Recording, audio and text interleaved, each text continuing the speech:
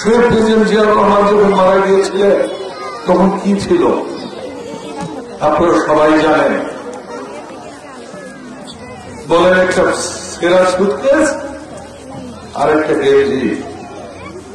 কিন্তু জানা যায় লক্ষ লোকের, কোটি লোকের জায়গা হয়নি। প্রত্যেকটা মানুষ কেঁদেছে দেশে, আপামর জনসাধারণ কাঁদতে কাঁদতে ওই দিন পুরো বাংলাদেশ শোকে আচ্ছন্ন হয়ে গিয়েছিল। আর সেটাই হচ্ছে শহীদ প্রেসিডেন্ট জিয়াউর রহমানের মানুষের প্রতি ভালোবাসা। আমরাও ওই দিন দেখেছি।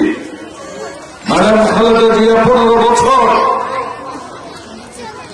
এই দালাল সরকারের, এই ভোটচোর সরকারের, এই লুটেরা সরকারের, এই ডাকাত সরকারের, তারা কিন্তু শুধু ব্যাংক ডাকাতি করেনি, তারা বালু ডাকাতি করেছে, কয়লা ডাকাতি করেছে, পানি ডাকাতি করেছে, মানুষকে ঘুমাতে দেয়নি।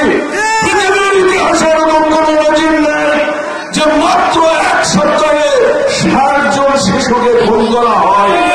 সেটা ফিলিস্তিনিতে পর্যন্ত হয়নি।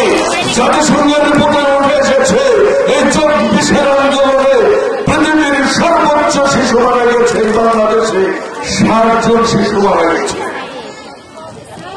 2000 লোক মৃত্যুবরণ করেছেন, হাজার হাজার লোক মৃত্যুবরণ করেছেন। আমার দলের ছাত্র দলের নেতা হোসেনকে আমরা হারিয়েছি, শত শত ছাত্র যুবক এবং বিএনপির নেতাদের আমরা হারিয়েছি। আমরা হারিয়েছি ইলিয়াস আলীকে, আমরা হারিয়েছি দেশের গণতন্ত্রকে। আমরা এদেশে কোন অর্থ রেখে তিনি যাননি।